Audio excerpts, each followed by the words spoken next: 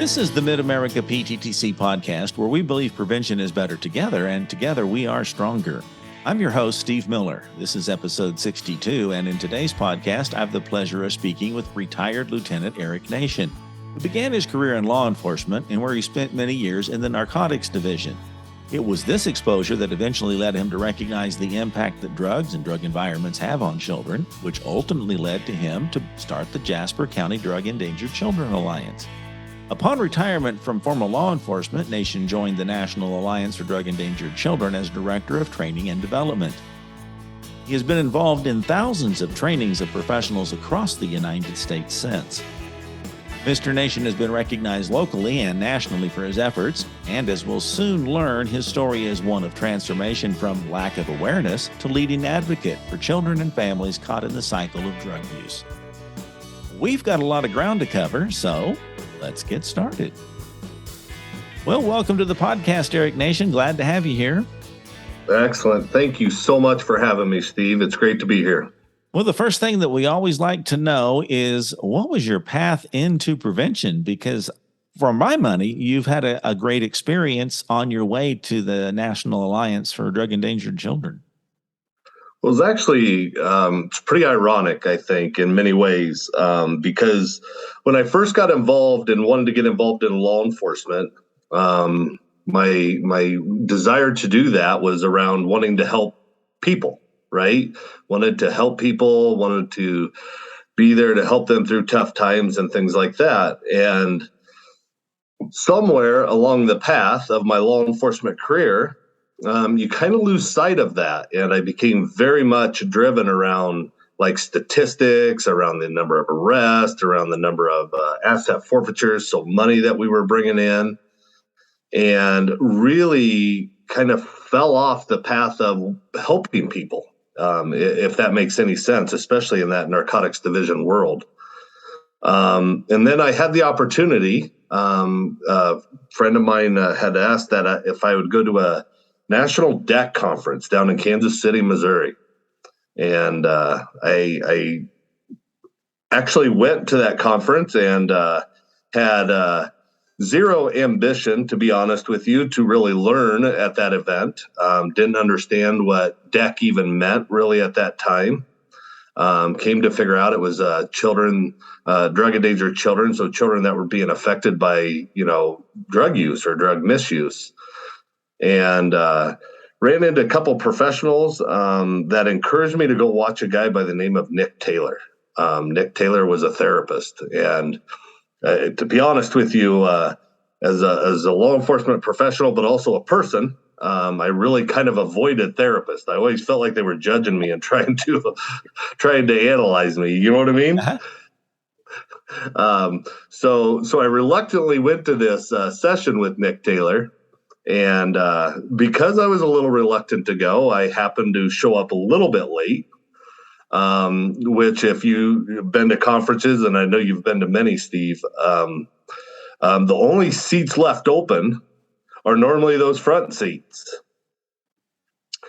So not only did I go into this session uncomfortable, now I was uncomfortable sitting in the front row.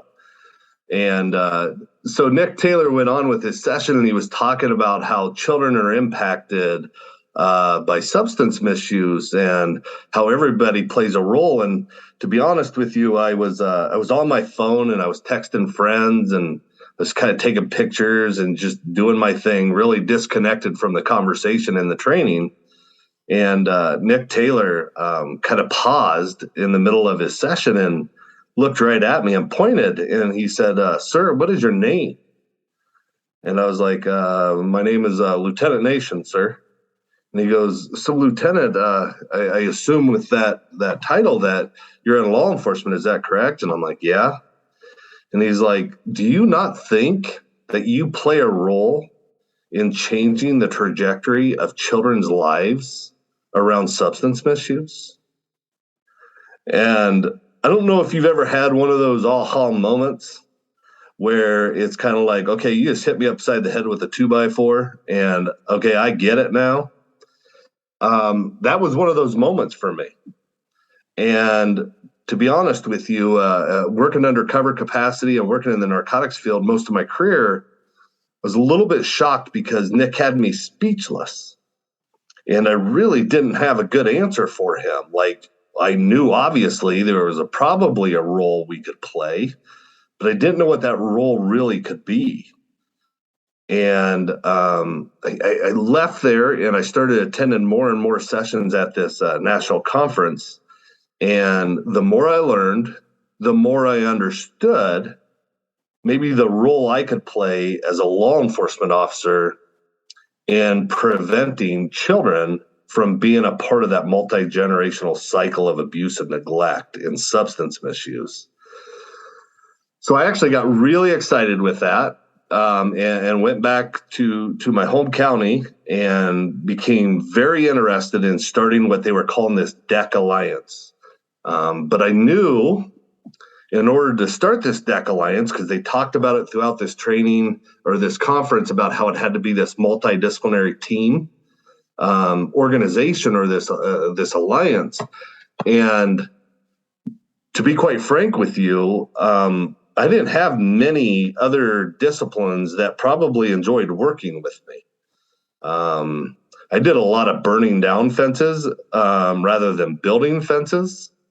There was a lot of disciplines that I had a huge disconnect with, but also really a lot of disciplines within our community that I didn't even understand what they did. And I have to be honest with you, prevention was probably one of those that I really didn't understand what it was they were doing. So we started this alliance, and it slowly grew and grew, and it got bigger and bigger, and it got more powerful within not only our county, but within the region, if that makes sense. And I have to tell you, the thing that really brought me back was as we started doing this, I actually felt like I was doing what I wanted to do when I first joined law enforcement. And that was helping others that could not help themselves, right? Mm-hmm. So now we had kind of become the voice of these children that were being impacted, which really brought me back to the early onset of why I wanted to join law enforcement. And 13 years into my career, I am now setting myself up in a position to do what it was that I really wanted to get into law enforcement for, but also we were going to try to prevent the cycle of abuse and neglect, which then brought me around to kind of that prevention work.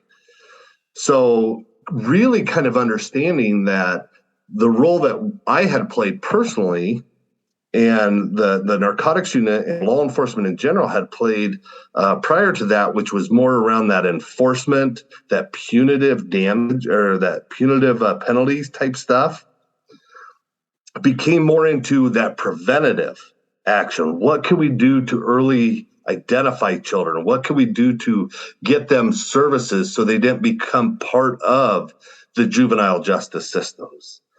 And as that kind of grew, I started understanding the importance of at least where I fit and law enforcement fit in to not only the DEC Alliance that we were developing, but for prevention as a whole within our community. Because if we can prevent it from happening, because we had already figured out, let's be honest, we weren't arresting our way out of any problem, right? That just wasn't working. And that became very frustrating. So if we could take a step back and maybe start preventing some of these from occurring, but not only preventing it from a community standpoint, but from a child standpoint, right? That most vulnerable population, the ones that we all want to see succeed and be happy, man, that was a game changer for me. So, let's unpack this just a little bit, Eric.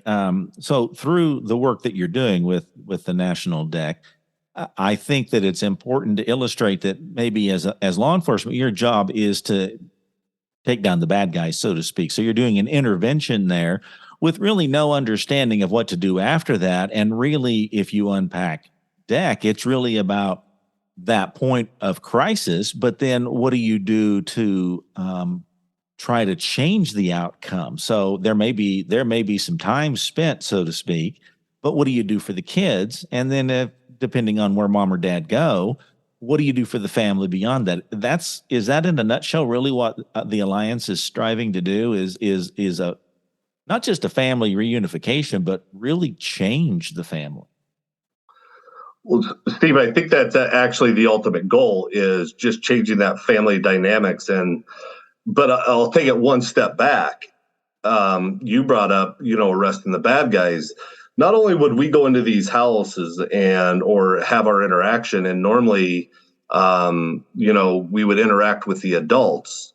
I think the sad part is we always missed the children, and maybe we seen them, but we didn't identify them as victims or survivors or as that vulnerable population that needed help, that needed services. So, yeah, I think it was not going in just for the matter of, okay, you arrest, bring to jail, move on to the next. It was, you're now in a place that you can intervene, whether that be through an arrest or whether that be through services. But one step back, let's not just give those services to the adults. Let's start just identifying these kids, because for so many years, these kids literally went unidentified and received zero services. So and then we were, whoops, sorry. Go ahead. I was just going to say that. So I'm assuming that by the title of your organization, Alliance, that's where all of those community players come into perspective. Is you have not only law enforcement, but maybe child services, but then beyond that, hospitals or therapists. And so that's the Alliance aspect, that it sounds like that's where you had to start with your work once you kind of had this epiphany. So I'm kind of curious, let's say that you went from, I don't really see these kids in this arena, to now where I'm seeing them and we need to build this alliance. Can you kind of talk about some of the efforts that you've gone through to bring that awareness? Like, how have you been able to bring that awareness to those different partners in the community? So I think that's an excellent question. And I think it's on a couple different stages. You had to bring yourself back to starting with the disciplines that maybe were there for that punitive thing. And we had to take that step back and just start with that identification. And then if it wasn't always about the arrest or that punitive thing, you had to start understanding what services are out there, right? What services are available to not only the adults, but now that we're identifying children, what services are out there for these children? And with that, you start identifying more and more disciplines. So you're thinking, well, if you have a child there, the child probably should seek some kind of medical attention, because we don't know if they've had it or not. So you bring in the medical side of things. And then you start bringing in the mental health and behavioral health counselors and therapists and stuff like that, because we know they're going to need counseling or some kind of services around that. And then obviously with a child, you're bringing in the child welfare part of things.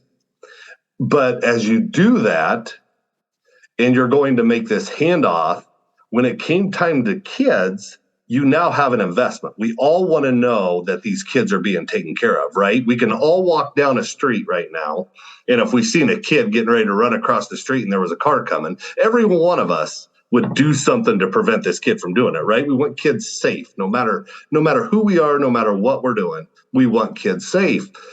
So after you've had this interaction with these children at the scene or in the community, you want to make sure they're safe. So now you're starting to educate yourself on, what does child welfare do?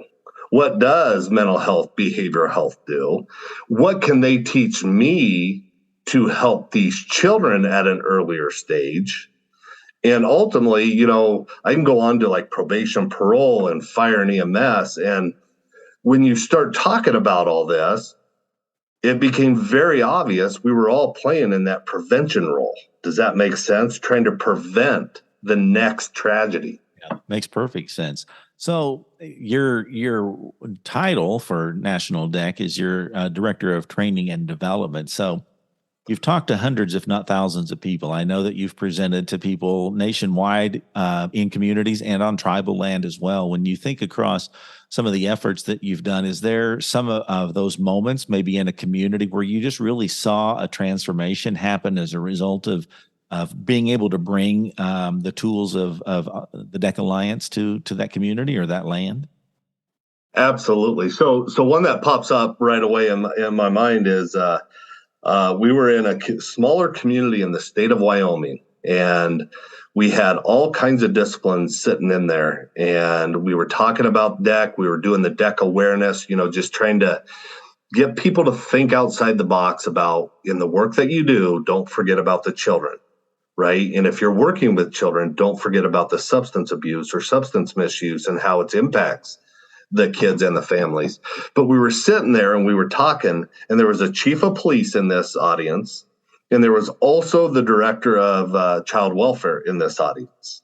And they were actually sitting fairly close to each other in the audience. And I, myself and Stacy Reed, who I do a lot of training with, challenged the field workers, right? The boots on the ground professionals. And so I was like, so law enforcement, how many of you are frustrated with child welfare because you just don't understand what they're doing and stuff like that? And almost every law enforcement officer's hands went up in the air. And you could watch this chief of police kind of look and go, oh, wow. And then Stacy asked the same question out of not only the child welfare, but the service providers that were in the room. And their hands went up as well. They were just as frustrated with the other disciplines. So we came back around, and I'll never forget this. We asked the chief of police and the director of child welfare, we were like, so what's your thoughts? And the look in their eyes said it all. And then their words, they were like, we had no idea. We had no idea that there was such a disconnect. And the other thing that was very impactful to me during that, we left that training, and within 2 weeks, this chief of police called, and I had a conversation with him, and he's like, hey, Eric, I got something I want to tell you. And I'm like, what's that? He goes, you realize I have 2 animal control officers, right? And I'm like, didn't realize that, but okay. And he goes, I only have 1 now because I recognized after this training, I did not have a DEC officer. As I had 2 animal control officers, I had no officers focusing on children in our community. And I have to tell you, I left that training, and a couple weeks later after that conversation with this chief, and was like, there's impact, right? Now we've got a foundation that we can work on, because now we're starting to see the bigger picture here. So it really is, from what I'm hearing, sometimes it's the difference that one person can make. I mean, somebody's got to light that fire. And it sounds like you went off to this conference and you came back and you were on fire for it. And it wasn't that it happened overnight. It did take some time, but same thing happened with the chief of police in this community. It's once you kind of paint the picture for what a drug endangered child is, I think that makes the difference. Is that what I'm hearing? I think it is. And I think it's that reality that I know it's not intentional for any discipline to miss a child, but I think we get so much into our everyday work in the way it has always been, and this is our role, and this is our silo, that we forget the obvious. The one thing that I have learned throughout the years of working around the DEC mission, the Drug Endangered Children mission, is once in a while we have to take a step back. We have to reevaluate where we're at and make sure that we're not falling into that status quo. Because that status quo is one of the most dangerous positions that any discipline can get into, because that's just the acceptable. And through that acceptable, we're missing the obvious. So we're having to go back and almost retrain all disciplines to make sure we're starting a new trend that children are impacted by substance misuse. As the parents might be the focus of an investigation, the children are being impacted and they need the services just as much because let's be honest, they are 100% of our future no matter how we look at this. Tribal, non-tribal, urban, rural, it doesn't matter. Our children are 100% of our future, and if we don't invest time and effort into them and at least identification, we're in trouble, Steve. Well, what do you think is the biggest challenge that faces a community? I mean, I'm assuming that there's probably not a community on the map that doesn't have an impact from a parent or a caregiver's substance misuse. What do you think the biggest challenge or obstacle is to overcome so that, people will start thinking more along the lines of this is not that all things look the same, but this is what a drug endangered child looks like, or this is what a family that's stuck in this cycle looks like. I mean, what is it that we maybe are missing, or maybe there's not one answer, but what do you think is a challenge that you face on a pretty regular basis? Well, Steve, I'm going to equate it back to like any sports team, okay? If you look at things as a sports team, most of the champions or the championship teams that win and succeed are the ones that have been able to let go of the egos. Ego is one of the most destructive characteristics that an individual in a community will have, that they're not willing to give up, that maybe the way we've been doing things for a long time isn't the best way, or maybe we've tried something new and it's been really successful, and now we think that it's the only way. The one thing that I've seen with like the DEC mission is nobody's saying it's the only way. Nobody's saying it's the right way. The mission itself is about the children. So if you look at it from that perspective, this mission is no longer about anybody getting promoted, nobody getting elected, nobody moving up in the ranks. This really has turned around to you're doing what you do for the children of every community. And as that seems very logical, those egos are some of the hardest things to break, not only within communities, but disciplines, within professions, within units, within individuals. And I think I'd go back to that I think it's the ego part of it. This mission isn't about any one of us. It's about the children we haven't yet met. Yeah, it seems like from what you're saying that nobody ever says, "Oh, forget about the kids," so to speak. That's not what anyone conveys. But I think sometimes maybe it's hard to see beyond how we're doing it to how we might be able to do it together, how we might get out of I don't know, I'll say a silo of how we're doing our job and how might we redesign it. Because I know that there are laws that say you can't divulge certain things, or there's practices and protocol that you have when you're in law enforcement. But the real challenge is how do you learn to adapt, or how do you learn to restructure the way that you would interact as a community? Because it's not just law enforcement and children's division that's trying to tackle something like this. I mean, there are teachers that see these kids every day, and there are bus drivers that see these kids every day, and there are people in the neighborhood that see people every day like this. So it's almost like, how do you get them all to have eyes on the kid and say, is it time to come up with a new way for us all to, what is it? It takes a village to raise a child. How is it that we start looking at this as a community responsibility? So when is the last time we've ever developed in a community a mission statement or a vision that everybody, including community members, is involved in developing? So I want you to think about that. A lot of times we have these multidisciplinary teams, these organizations, and it's 4, 5, 6 people that come up with the vision, right? This is the vision. We rarely reach out to our children. We rarely reach out to every discipline that's impacting our community. Imagine going into a situation or into a prevention type mission here that you have now the buy-in from all disciplines, including communities. And that vision also encompasses the community members and every discipline that might play a part within that community. So establishing a vision that includes the community as a whole, not just a few individuals. So in my mind, and kind of what we teach or I try to get across is, with that vision, you've created the puzzle.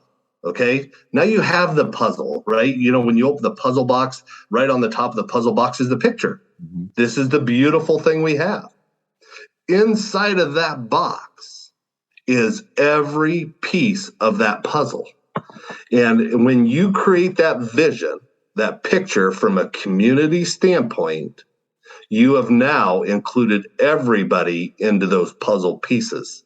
So now you've got to bring all those puzzle pieces back together, start connecting them, talking through the things that have disconnected us for years, working through the challenges. And the more connections we make, the more puzzle pieces we get. Now we get the border of the puzzle put together. We start filling in the center spots, and we can never quit adding those pieces to the puzzle, because at the end of the day, really what we're trying to do as a community is paint that beautiful picture that is on the top of that puzzle box. That's great. You know, as you were talking, I was thinking, you know, in your mission, you're talking about drug endangered children. And for years, there was an identified substance that communities were concerned about with children. And that was when meth labs were prevalent. And that's not certainly the case now. There's still a substance misuse problem with methamphetamine in our communities, but they're not making it in laboratories. And that was the impetus of this. Today, is there a drug out there, or is it really just trying to convey the message that drugs plus kids equals a risk? You know, I think is that the sell, that it's hard for people to say, well, it's not hurting the kid, so to speak. Is it really helping people understand that there is this gratuitous a meth lab blowing up, and then there's just this over here, and that's the part that people are missing? It's not about a drug, it's about a drug environment that's affecting children. Am I understanding that? You are. So I think it's human nature to go to, you are right, though, that the meth labs is what kind of started the whole DEC mission, because there's nothing worse than this great big massive explosion and thinking kids could be involved in that, right? And if you look at the history of it, it goes back to the Kathy Lynn James case out of California, where that occurred, and there was 3 kids that ultimately were deceased in that explosion. So we got stuck that it had to be this massive event, this massive explosion. But what we've come to learn over the years, back to that status quo, right, Steve? We can't get in the status quo because the status quo will not allow us to grow. And looking at it from a different perspective and start understanding that really it's any drug, whether it's legal or illegal. Whether it's alcohol, whether it's methamphetamine, whether it's fentanyl, whether it's cocaine, whether it's huffing paint, all of this impacts the children in their environment. The other thing that we have to get at through people is that it's not about a social economic type thing neither. This impacts everybody from the top to the bottom it doesn't matter. Drugs don't have boundaries. Impact on children does not have boundaries. They don't have state lines. They don't have tribal, non-tribal lines. They don't have the rural in the metro lines. It doesn't matter. But we know that drug use, legal or illegal, always has an impact of some kind. Now, how high of a risk or how much of an impact it has is always going to vary. And that's what kind of puts us in the position you can't label that if this, then this. because those impacts are different during different points. But I think we have to get out of that catastrophic event. That's what makes the drug endangered child. That's not true. Any event is impacting children. It's a good way to look at it. So it's easy to see, Eric, that you're pretty passionate about this. You know, once your fire was lit, you pretty much took off running with drug endangered children, and I applaud you for that. And you guys are doing a lot of great work, and you've worked with the Mid-America PTTC now for about 4 years, pretty extensively, and we've still got more work to do. But I appreciate your passion and your expertise that you bring to this. So I always like to give the guest kind of that parting thought, if you will, or that pay it forward moment. What's something that you would challenge the audience to think or do now that we've had this conversation? So I'd like to start with that with a statistic. There is 1 in 8 children that live in households with at least one parent who has a substance use disorder. We know that statistic is low because it's self-reporting. It's what's reported by professionals. But I want you to think about that. 1 in 8 children live in a household where at least one parent has a substance use disorder. That's kind of a sobering thought right there. It is. And then my next one is this. These children can't be helped. We can't provide them hope if we don't identify them. So what are you doing to identify these children that are in these environments? Good thought, Eric. I appreciate you being here, and thank you so much for taking the time to talk with us. Steve, it is always a pleasure to work with you personally, but also to work with the PTTC. So thank you for what you're doing. And again, buddy, thank you for your efforts. And thank you for listening to this Mid-America PTTC podcast. To learn more about any upcoming trainings, visit pttcnetwork.org and look under your PTTC for the Mid-America link. Remember, prevention is better together, and together we are stronger.